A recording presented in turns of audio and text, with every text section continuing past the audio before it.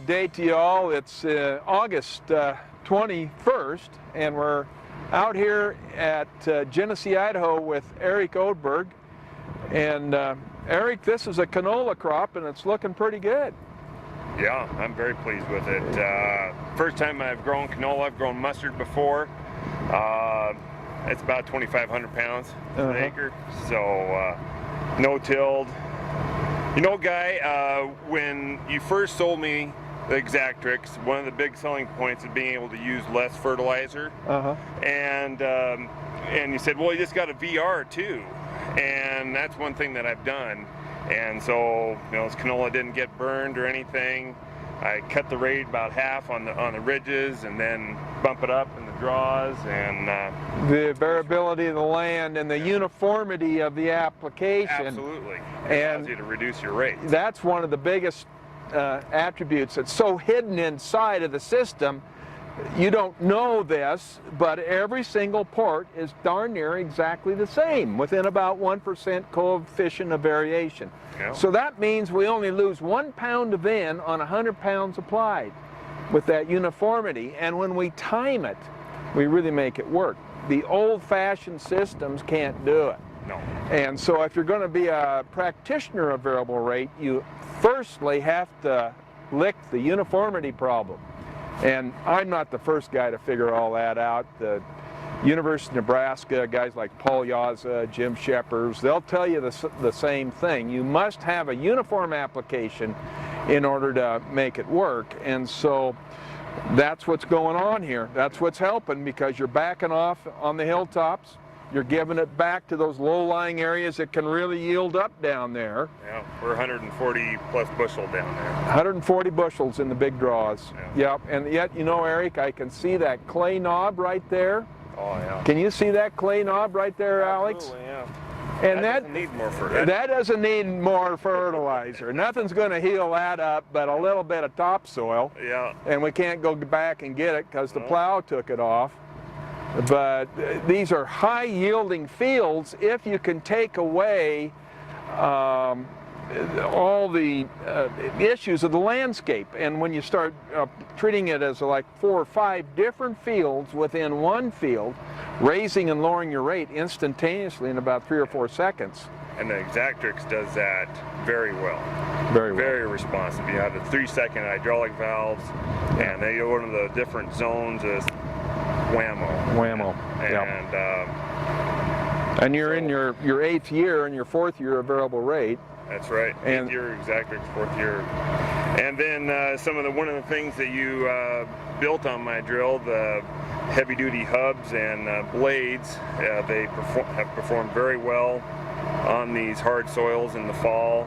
I'm able to go and roll when no one else can. Yeah. And in fact, they get me to come and do some work for them too. So. Yeah. You're kind of the poster boy out here, aren't you? If anybody can do it, Eric can, right? Well, you yielderize my drill, and so I've been very pleased with it. That's why I still have it, and it's 9th year. So. 9th year, yeah.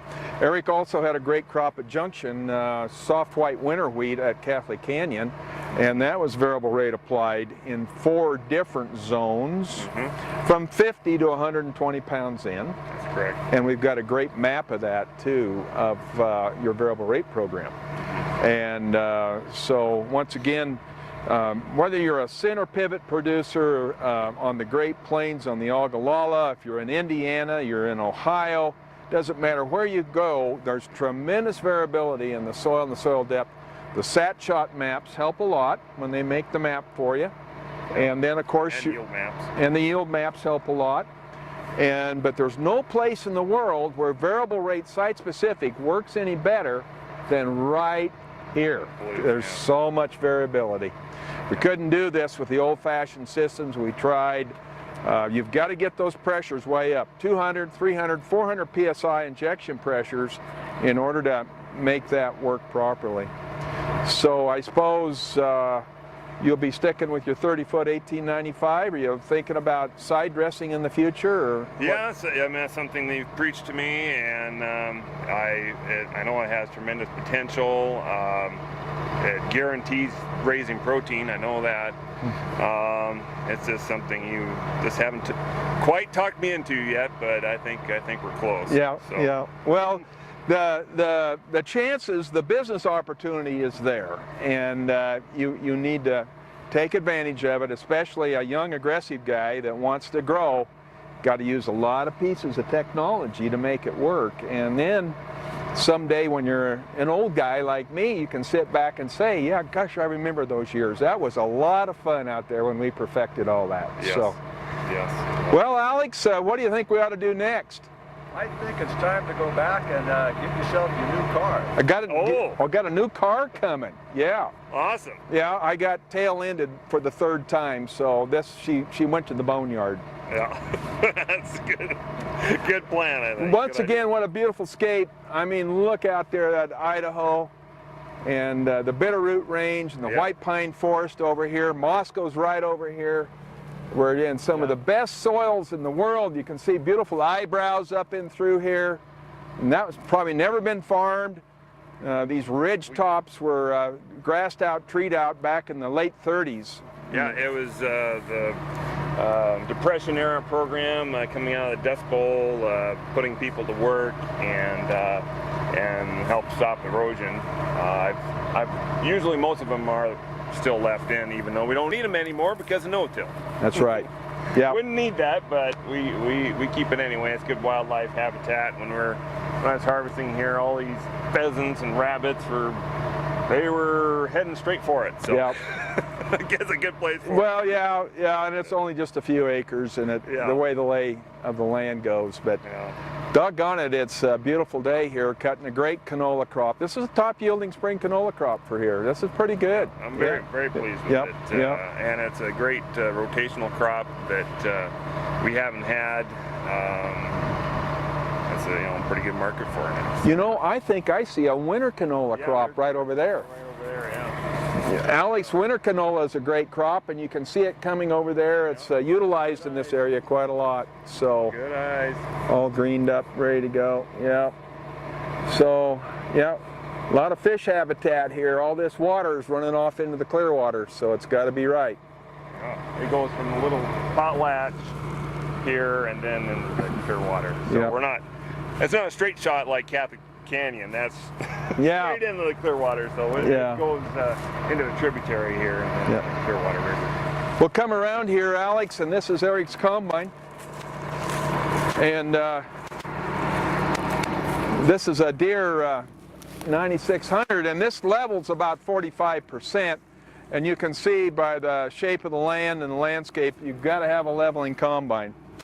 So it's 20 years old, but it does the job.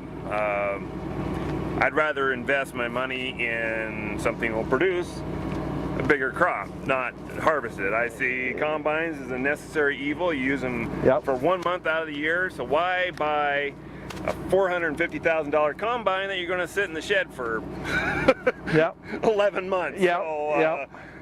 That's why I still have this, and it does the job. I have a fine cut chopper on it. It spreads the residue. I mean, that's still very important. No-till, you got to spread the residue. Well, a combine's a very emotional decision. It's totally emotion. It's a necessary evil. You've got to have it, unless you've got a custom cutter able to cut it for you. But focusing on your inputs and your rotations and finesse in the game of producing that crop, that's where you make the money. Yep, I fully agree. Fully in agreement there. That's why I think we worked well together. And you've been a great mentor for me, and I've learned a lot from you. Yeah, for sure. Maybe the next generation will have even a better shot at it. It'll be my turn here soon, I know. Alex says we got to cut it off. See you soon.